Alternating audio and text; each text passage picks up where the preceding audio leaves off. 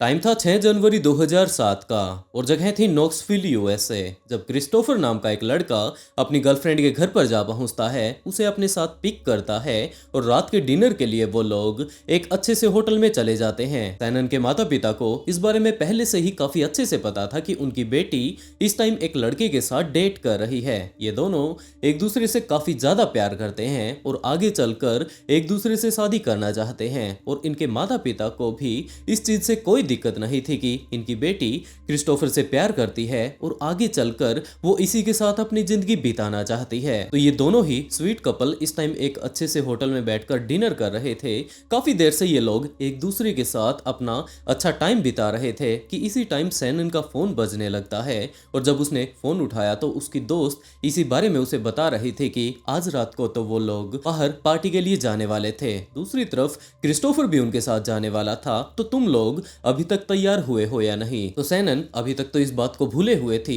और उसे तुरंत इस बारे में याद आ जाता है। उसने क्रिस्टोफर को सारी की सारी बातें बतानी शुरू कर दी कि आज तो हम लोग पार्टी के लिए भी जाने वाले थे और अब हम लोग लगातार लेट हो रहे हैं, तो हम लोगों को जल्द से जल्द सबसे पहले तो घर पर जाना चाहिए। पार्टी के लिए हमें तैयार भी तो होना है। क्रिस्टोफर भी इस पार्टी के लिए भूल चुका था, जिसके चलते वो जल्द से जल्द सैनन को उसके घर पर छोड़कर अपने घर पर जाता है और वहां पर जाकर तैयार होने लगता है। दूसरी तरफ लगातार इस टाइम सैनन की दोस्त सैनन के पास लगातार कॉल कर रही थी कि वो पार्टी के लिए तैयार हो चुकी है। वो लोग इस टाइम काफी ज्यादा लेट हो चुके हैं। वो पार्टी में बिल्कुल भी लेट नहीं होना चाहती, जिसके चलते वो उसके घर पर उसे पिक करने के लिए आ रही है। लेकिन सैनन तो क्रिस्टोफर के साथ डिनर करने के लिए गई हुई थी और अभी कुछ एक देर पहले ही वो वापस अपने घर पर पहुंची थी, जिसके चलते वो बार बार अपनी दोस्त को यही बात कह देती है कि वो कुछ एक देर में ही तैयार हो जाएगी। उसके बाद वो अपने सारे ही दोस्तों के साथ पार्टी में जाने वाले हैं। तो सैनन की दोस्त ने ये बात कही कि उसके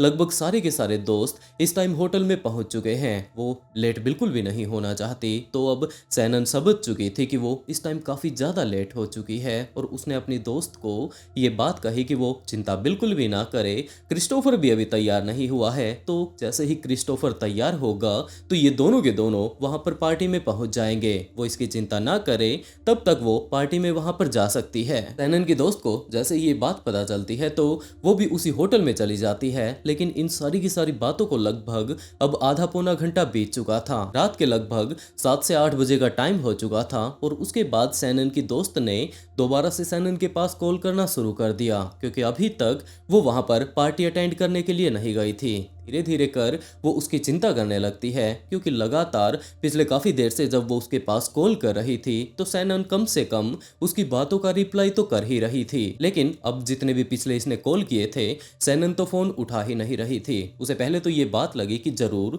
वो लोग रास्ते में ही होंगे, अब पहुंचने ही वाले होंगे और यही कारण है कि उसने फोन नहीं उठाया। लेकिन लगातार आगे से आगे टाइम बीतता जा रहा था। सैनन का, क्रिस्टोफर का, इनका तो कोई अता पता ही नहीं, जिसके चलते ये सारे ही दोस्त अब काफी ज्यादा कंफ्यूज हो जाते हैं और वो लोग थोड़ा परेशान भी होने लगते हैं। तो वो लोग इस चीज को थोड़ा कंफर्म कर लेना चाहते थे कि आखिरकार ये बंदे रह कहां पर गए, ये लोग इस टाइम इनका फोन क्यों नहीं उठा रहे। तो इसी ग्रुप में से 2 लड़के सैनन के घर पर जा पहुंचते हैं। वहां पर जाकर सैनन की माँ से मिलते हैं कि आंटी जी, कुछ इस तरीके से सैनन हमारे वहां पर आज पार्टी में आने वाली थी, हम सारे के सारे लोग मिलकर पार्टी करने वाले थे, लेकिन अभी तक ना तो क्रिस्टोफर पहुंचा है और ना ही अभी तक उसकी दोस्त सैनन वहां पर पहुंची है। तो वो लोग कितनी देर में यहां से निकलने वाले हैं, ये बात इस टाइम सैनन के माता पिता को बोल रहे थे। और दूसरी तरफ सैनन की माता पिता तो काफी ज्यादा गुस्सा हो जाते हैं कि उन लोगों को यहाँ से गए हुए काफी ज्यादा टाइम हो चुका है। उनका तो ये कहना था कि लगभग 20-25 मिनट के अंदर अंदर वो लोग वहां पर पहुंच जाएंगे, लेकिन अब अगर टाइम देखा जाए तो लगभग 1-1.5 घंटा इन सारी ही बातों को बीत चुका है। वो लोग लगातार इस टाइम उनके पास कॉल कर रहे हैं, वो फोन भी नहीं उठा रहे और आखिरकार वो लोग गए तो गए कहां पर। इस बात की चिंता इस टाइम सैनन और क्रिस्टोफर के दोस्त ही नहीं, जबकि इस टाइम उनके माता पिता भी कर रहे थे। लेकिन दूसरी तरफ उस स्वीट कपल के बारे में तो कोई अंदाजा नहीं कि वो गया तो गया कहां पर। वो लोग इस टाइम पूरे तरीके से गायब हो चुके थे। यूं ही लगभग पूरी ही रात बीत जाती है, लेकिन उनके बारे में कुछ भी पता नहीं चलता। अब 7 तारीख की सुबह का टाइम हो चुका था, लेकिन उनमें से कोई भी वापस लौट कर नहीं आया, जिसके चलते इसके परिवार के लोग, इसके दोस्त दोस्त सारे के सारे काफी ज्यादा परेशान हो चुके थे कि आखिरकार वो लोग गए तो गए कहां पर। और ये सारी की सारी अपनी उलझने लेकर वो लोग पुलिस स्टेशन जा पहुंचते हैं। वहां पर जाकर उन्होंने पुलिस ऑफिसर्स को सारी की सारी चीजें डिटेल से बतानी शुरू कर दी कि जनाब कुछ इस तरीके से वो दोनों के दोनों लोग सबसे पहले तो डिनर के लिए गए थे, उसके बाद उन्हें रात को पार्टी में भी जाना था, जिसके चलते वो लोग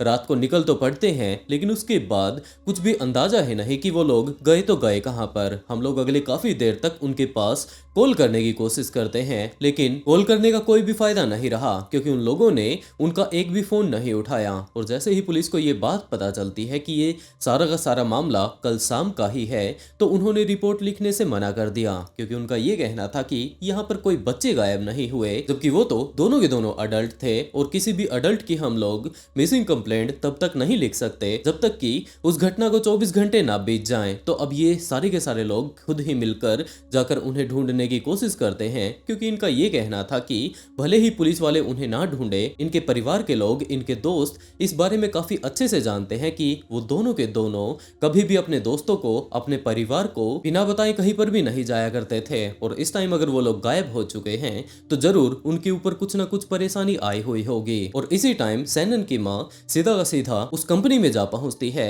जिस कंपनी का सैनन सिम यूज किया करते थे। उन्होंने अपनी पूरी की पूरी कहानी उन्हें डिटेल से बताई कि हमारे साथ इस टाइम कुछ ऐसे हालात बन चुके हैं, तो क्या आप लोग प्लीज इस बारे में हमें कुछ बता पाएंगे कि आखिरी टाइम में वो गए तो गए कहां पर और उनकी जो लास्ट लोकेशन थी वो कहां पर थी। लेकिन कंपनी वालों ने इस बात से मना कर दिया कि ये सारी ही चीजें हमारे कंपनी के रूल रेगुलेशन के खिलाफ हैं, तो हम लोग सिर्फ और सिर्फ पुलिस ऑफिसर्स को ये सारी इंफॉर्मेशन दे सकते हैं। और उसी टाइम सैनन की मां ने उनके सामने हाथ पैर जोड़ने शुरू कर दिए कि इस टाइम हो सकता है उनके बच्चों के ऊपर किसी न किसी तरीके का खतरा मंडरा रहा होगा, तो जल्द से जल्द अगर वो लोग उनके पास पहुंच जाते हैं तो उनकी जान बच सकती है। और इसी तरीके से लगातार उनके सामने मिन्नतें करते करते आखिरकार कंपनी वाले मान जाते हैं और उन्होंने ये बात बताई कि ज्यादा डिटेल तो हम आपको नहीं दे सकते लेकिन ये बात जरूर बता सकते हैं कि लास्ट टाइम में वो लोग चेरी स्ट्रीट पर थे क्योंकि वहां पर जो उनकी कंपनी का टावर लगा हुआ है उससे उनकी सिम कनेक्ट थी, जिसका मतलब यही था कि आखिरी टाइम में वो लोग उसी जगह पर थे। और इस बारे में सुनते ही इसके परिवार के लोग, इसके दोस्त काफी ज्यादा घबरा जाते हैं कि आखिरकार वो लोग वहां पर करने के लिए ही क्या गए थे, क्योंकि जो ये चेरी स्ट्रीट वाली जगह है ये अपने आप में काफी ज्यादा बदनाम है। यहाँ पर सिर्फ और सिर्फ लुटेरे लोग रहते हैं या फिर ऐसे लोग वहां पर जाते हैं जिनके की आसपास में कॉल करने के लिए एसटीडी नहीं है और वहां पर जाकर वो लोग किसी से बात कर सकते हैं। और चेरी स्ट्रीट पर रेयरली ही कोई आया करता था और आखिरी टाइम में ये लोग अगर यहाँ पर आए हैं तो ये लोग नॉर्मली तो यहाँ पर नहीं पहुंचे होंगे। और ये बात जानकर वो लोग भी काफी सारे इस टाइम वो लोग इकट्ठा हो चुके थे, चेरी स्ट्रीट पर जा पहुंचते हैं। वहां पर वो लोग क्रिस्टोफर को और सैनन को जब ढूंढ रहे थे इसी टाइम उन्हें ये बात पता चलती है कि उन दोनों का तो यहाँ पर नामो निशान भी नहीं है। लेकिन यहीं पर साइड में सैनन की एसयूवी खड़ी हुई है जिसे कि देख लेने के बाद उसकी माँ काफी ज्यादा बुरे तरीके से रोना शुरू कर देती है क्योंकि इस टाइम उसकी एसयूवी कंडीशन में ही कुछ ऐसे थे। जैसे ही वो लोग अपने गाड़ी से उतरकर जाकर उस एसयूवी को चेक करने लगते हैं तो पहली नजर में ही देखने पर यह बात पता चलती है कि सैनन की एसयूवी इस टाइम काफी ज्यादा कीचड़ से भरी हुई है। लेकिन सैनन तो अपनी गाड़ी को काफी अच्छे से चमका कर रखा करते थे। जैसे ही उन्होंने एसयूवी की खिड़की को खोला तो अंदर का सारा ही सामान चेक कर लेने के बाद उन्हें ये बात पता चलती है कि इसमें से सैनन का आईपैड गायब है। इसके साथ साथ वो अपने फैमिली की यहाँ पर डैशबोर्ड पर एक फोटो लगा कर रखा करती थी, वो फोटो भी यहाँ पर नहीं है। उसकी गाड़ी में हमेशा ही एक प्यारा सा टेडी बियर रहा करता था, उसे भी इस टाइम इस गाड़ी से निकाल लिया गया है। ये सारी की सारी चीजें देख लेने के बाद फैमिली और उसके दोस्त समझ चुके थे कि आखिरी टाइम में जरूर इनके साथ कुछ ना कुछ गलत हुआ है, जिसके चलते वो लोग सीधा का सीधा पुलिस ऑफिसर्स को कॉल कर देते हैं और इसके साथ साथ पुलिस ऑफिसर्स को सारी की सारी बातें डिटेल से बताई कि जनाब कुछ इस तरीके से वो दोनों के दोनों बच्चे गायब हो गए थे और इस टाइम वो दोनों तो नहीं मिले लेकिन उनकी गाड़ी जरूर यहाँ पर मिली है और यहाँ के एरिया के बारे में आप लोग काफी अच्छे से जानते हैं। पुलिस को जैसे ही ये सारी की सारी इंफॉर्मेशन मिली तो वो लोग भी चेरी स्ट्रीट पर जा पहुंचते हैं और वहां पर इस टाइम वो लोग अपने साथ फोरेंसिक टीम को लेकर गए थे। उन्होंने सारे के सारे दोस्तों को, उनके परिवार के सदस्यों को उस गाड़ी से दूर कर दिया और पूरी ही गाड़ी को इस टाइम फोरेंसिक फोरेंसिक एक्सपर्ट इस टाइम टेस्ट कर रहे थे, उन्हें ये बात पता चलती है कि इस टाइम गाड़ी के अंदर एक सिगरेट की डब्बी पड़ी हुई है। गाड़ी को चलाने वाले ड्राइवर की सीट इस टाइम बिल्कुल पीछे कर रखी थी, जिसका नॉर्मली मतलब यही था कि उनकी बेटी तो इतनी पीछे करके कभी भी गाड़ी नहीं चलाया करती थी, तो जरूर आखिरी टाइम में ये गाड़ी किसी और के द्वारा चलाई गई होगी। इसके साथ साथ अब पुलिस ऑफिसर्स को ये बात पता चल चुकी थी कि वो दोनों के दोनों बंदे अपनी इच्छा से कहीं पर नहीं गए, जबकि उनको हो सकता है किसी ने किडनैप कर लिया होगा, जिसके चलते यहाँ पर एक तरफ तो इनकी गाड़ी से छानबीन की जा रही थी और दूसरी तरफ काफी सारी पुलिस की और भी टीमें यहाँ पर आसपास में इस टाइम इन्वेस्टिगेशन कर रही थी। और तभी वो लोग जब वहां से गुजरने वाले एक रेलवे ट्रैक पर पहुंचते हैं तो उन्हें ये बात पता चलती है कि यहाँ पर एक ऐसा कंबल मौजूद है जो कि इस टाइम पूरे तरीके से जल चुका है। लेकिन यहाँ पर जो सबसे अजीब घटना इस कंबल में घट रही है वो ये है कि ये कंबल काफी ज्यादा मोटा है, ऊपर से ये पूरे तरीके से जल चुका है और इसके अंदर से 2 पैर बाहर निकले हुए हैं। तो वो लोग इस चीज को अच्छे से चेक करने के लिए जहां तक वो कंबल जल चुका था उसे तो वैसे वो लोग खोल कैसे सकते थे, लेकिन अंदर जितना जो कुछ भी उनके सामने आ रहा था एक के बाद एक लगातार वो उसे खोलते जाते हैं और उसके बाद उन्हें ये बात पता चलती है कि ये तो एक डेड बॉडी है और ये डेड बॉडी किसी और की नहीं जबकि क्रिस्टोफर की है। इसे शायद आखिरी टाइम में काफी ज्यादा बेरहमी के साथ मारा गया होगा, क्योंकि इस टाइम इसके शरीर पर काफी सारे गोलियों के निशान हैं, काफी सारे जलने के निशान हैं और सबसे ज्यादा हैरान कर देने वाली बात तो ये है कि इसके दोनों के दोनों हाथों को पीछे बेल्ट से बांधा गया है, इसके दोनों ही पैरों को इसी की जींस के साथ बांधा गया है और तो और इसके दोनों ही मोजों को निकाल लेने के बाद इनके दोनों ही जुराबों की गांठ लगा लेने के बाद इसका गला घोटने की भी कोशिश की गई होगी, लेकिन उसके कारण शायद इसने अपनी जान नहीं गंवाई, जिसके चलते इसके सिर में इस टाइम गोलियां मारी गई थी। तो पुलिस ऑफिसर्स इसकी बॉडी को लेकर फोरेंसिक टेस्ट के लिए भेज देते हैं और वहां पर जब इसका पोस्टमार्टम करवाया जाता है तब जाकर ये बात पता चलती है कि आखिरी टाइम में इसका रेप भी किया गया था, क्योंकि इसके अंदर से कुछ एक सीमन के सैंपल भी निकले थे। ये रिपोर्ट सच में ही काफी ज्यादा दिल को दहला देने वाली थी और इसके अलावा पुलिस ने जब इस गाड़ी में मिले जितने भी फिंगरप्रिंट थे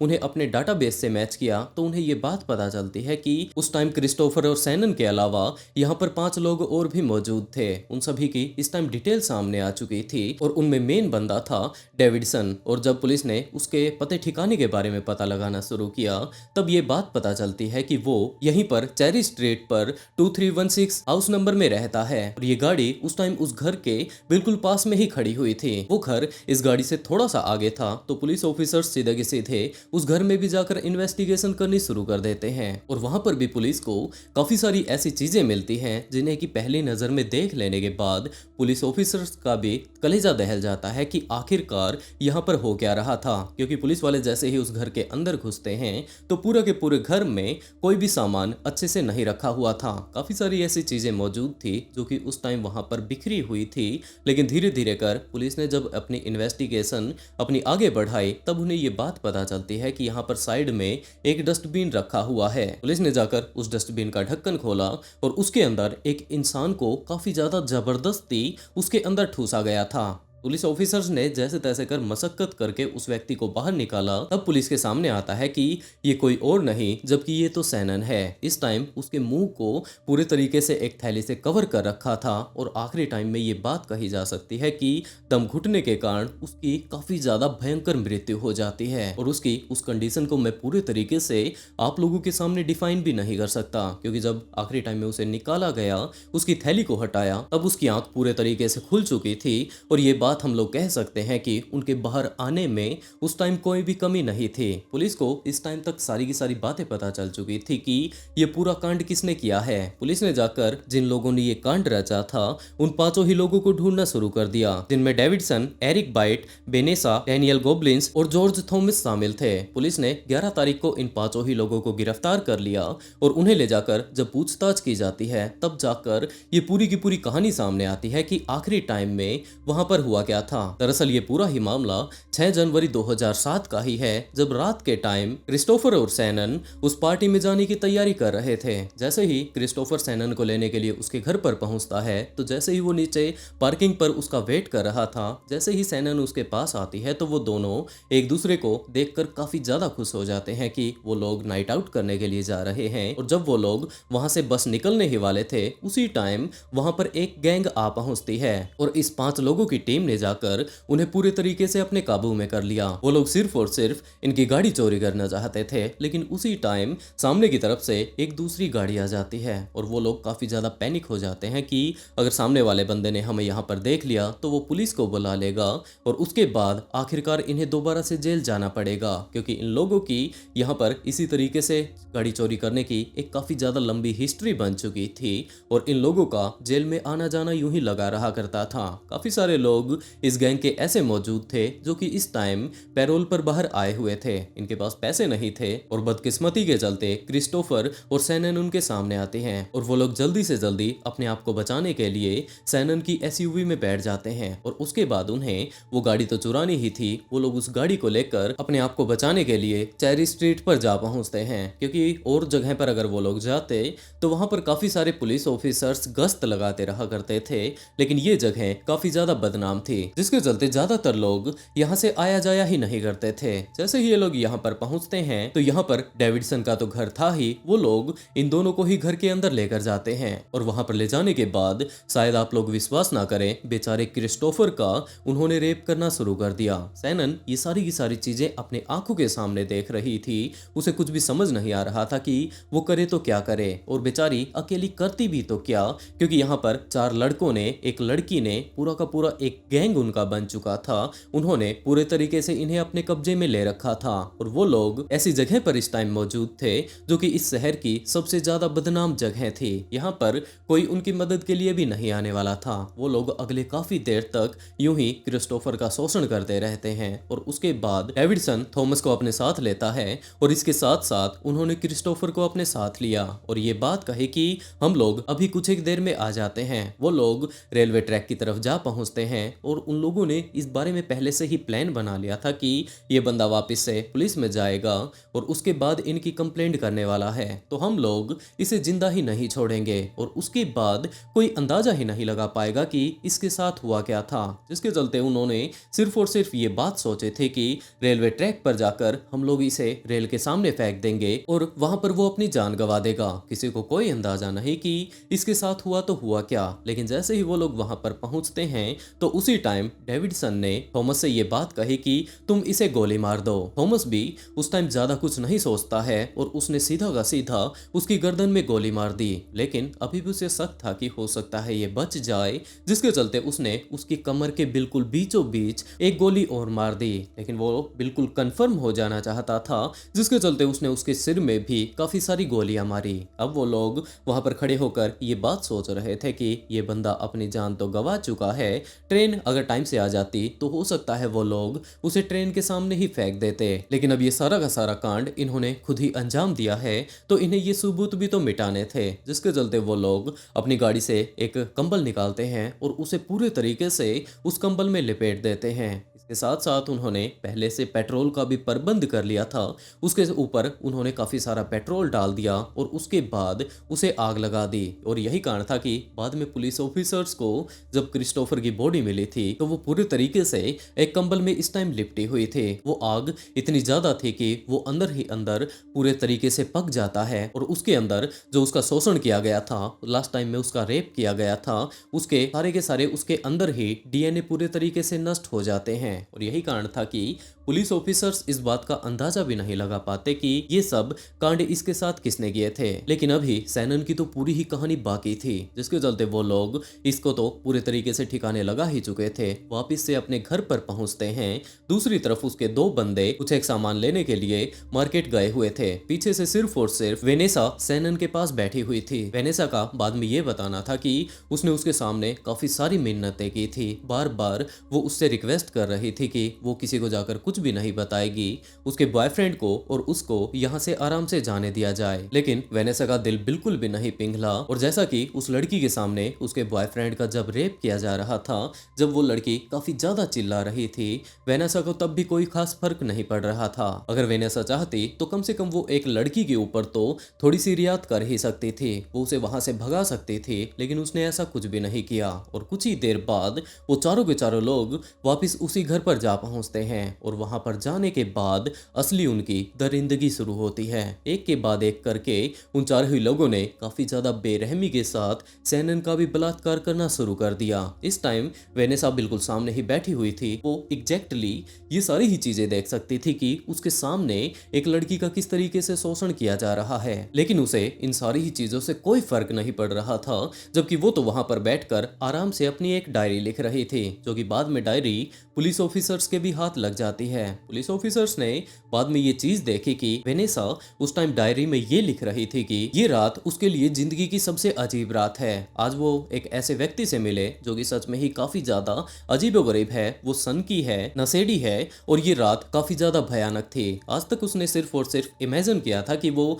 कुछ इस तरीके का एडवेंचर करना चाहती है और वो सारा का सारा एडवेंचर वो इस रात में कर रही है और उसे ये सारी ही चीजें करने में काफी ज्यादा मजा आ रहा है। एक तरफ बैठकर वो ये सारे के सारे लेटर लिख रही थी, जैसा कि वो एक्चुअल लेटर आप लोग यहाँ पर पढ़ भी सकते हैं, और दूसरी तरफ इस टाइम सैनन का उसके जो गैंग मेंबर थे इस टाइम काफी ज्यादा बुरे तरीके से शोषण कर रहे थे। वो लोग इसी तरीके से उसका शोषण करते रहते हैं और इसी बीच एक टाइम ऐसा भी आया, जैसा कि ये सारी ही बातें पोस्टमार्टम से भी बाद में पता चल चुकी थी, लेकिन अच्छे से जैसा कि इन गैंग मेंबर्स ने बताया कि उन्होंने उसके मुंह में काफी सारा बाद में ब्लीच डाल दिया था, क्योंकि वो ये बात नहीं चाहते थे कि किसी भी तरीके से इनका डीएनए इसके अंदर चला जाए, ताकि ये पूरे तरीके से साफ हो जाए। और इस टाइम जब उसके मुंह में ब्लीच डाला गया था, वो काफी ज्यादा बुरे तरीके से तड़प रही थी, उनके सामने मिन्नतें कर रही थी कि वो उन्हें बख्श दें, लेकिन इन्होंने उसके ऊपर बिल्कुल भी तरस नहीं खाया। और उसी टाइम जब वो जिंदा थी, उसके मुंह में पूरी तरीके से एक थैली डाल दी जाती है, उसके मुंह पर पन्नी लगाकर उसे पूरे तरीके से पैक कर लेने के बाद जबरदस्ती तोड़ मरोड़ कर वहां पर साइड में जो एक डस्टबिन रखा हुआ था उसके अंदर वो लोग उसे फंसा देते हैं। इस टाइम भी सैनन बिल्कुल जिंदा थी, लेकिन जैसा कि उसके मुंह पर पन्नी फंसा दी गई थी, वो अच्छे से सांस नहीं ले रही थी और आखिर में इसी तरीके से लगातार सांस की कमी से बाद में सैनन अपनी जान गंवा देती है। पुलिस ऑफिसर्स ने जैसे ही जाकर उसको पहली नजर में देखा तो उन्हें यही बात पता चली कि इस टाइम भी इसकी आंखें खुली हुई हैं और इतनी ज्यादा खुली हुई हैं कि मानो ये कुछ ही देर बाद ही बाहर आ जाएंगी। ये पूरा का पूरा क्राइम सीन दिल को दहला देने वाला था, लेकिन जैसे ही पुलिस ऑफिसर्स को इन सारे के सारे लोगों के बारे में ये कांड पता चलते हैं तो इन सभी को गिरफ्तार करके कोर्ट में पेश किया जाता है और वहां पर ये बात पता चलती है कि इस कांड को अंजाम देने में मेनली 4 लोगों का हाथ है। एरिक और वेनिस ने उनमें से किसी को भी नहीं मारा था, वो लोग सिर्फ और सिर्फ इस केस में इन्वॉल्व थे, जिसके चलते इन्हें सिर्फ और सिर्फ 18 साल की सजा सुनाई जाती है और बाकी जितने भी गैंग मेंबर्स थे उन्हें उम्र कैद की सजा सुनाई जाती है। लेकिन उसके बाद जब लोगों को पता चलता है कि इन लोगों ने इतना ज्यादा भयंकर कांड वहां पर रच दिया था और उसके बाद भी सिर्फ और सिर्फ कुछ एक लोगों को तो 18 साल की सजा मिली, बाकी बचे हुए लोगों को इस टाइम उम्र कैद की सजा मिली है, तो ये बात कंफर्म है कि कुछ एक दिनों बाद वो लोग जेल से बाहर आ जाएंगे या फिर हो सकता है उनकी उम्र कैद की सजा को बाद में कम कर दिया जाए, जिसके चलते लगातार प्रोटेस्ट होने शुरू हो जाते हैं और लगातार जब कोर्ट के ऊपर प्रेशर बनाया जा रहा था, जज से रिक्वेस्ट की जा रही थी कि ऐसे दरिंदों को कभी भी बाहर नहीं आने देना चाहिए, तो वेनेसा को 18 साल की बजाय 53 साल की सजा दे दी जाती है और बाकी जितने भी उनके गैंग मेंबर्स थे उन्हें डेथ पेनल्टी दे दी जाती है। तो दूसरी तरफ सैनन के और क्रिस्टोफर के माता पिता काफी ज्यादा खुश हो जाते हैं कि आखिर में अब जाकर उनके बच्चों को न्याय मिला है। बाद में जहां पर ये पूरा का पूरा कांड रचा गया था वहां पर मौजूद उस घर को पूरे तरीके से तोड़ दिया जाता है और वहां पर क्रिस्टोफर और सैनन के नाम से एक स्टैचू बना दिया जाता है। दोस्तों, आप लोग इस पूरी की पूरी कहानी को जान चुके हैं। आप लोग इस केस के बारे में क्या कहना चाहेंगे? आप लोग अपनी राय कमेंट बॉक्स में जरूर बताइएगा। सच पूछो तो आज तक मैं काफी सारे केसेस को कवर कर चुका हूं, लेकिन अगर इस केस को देखा जाए तो ये काफी ज्यादा जो ग्रूसम केस मैंने यहाँ पर कवर किए हैं उनमें से एक था। आप लोग इस केस के बारे में क्या कहना चाहेंगे? अपनी राय कमेंट बॉक्स में ज़रूर बताइएगा। और इसी तरीके के काफ़ी सारे ट्विस्टेड केस मैं यहाँ पर लेकर आता रहता हूँ। तो अगर स्टोरी सुनाने का अगर तरीका पसंद आया हो तो वीडियो को लाइक कर ब्लडी फाइल्स को सब्सक्राइब जरूर कर लें, क्योंकि बहुत जल्द एक और स्टोरी मैं यहाँ पर लेकर आने वाला हूँ। और इसी के साथ दोस्तों आज का शाउट आउट एनिस कुरैशी को and write a beautiful comment to get a shout out in next video. बहुत जल्द मिलते हैं एक और नए ट्विस्टेड केस के साथ।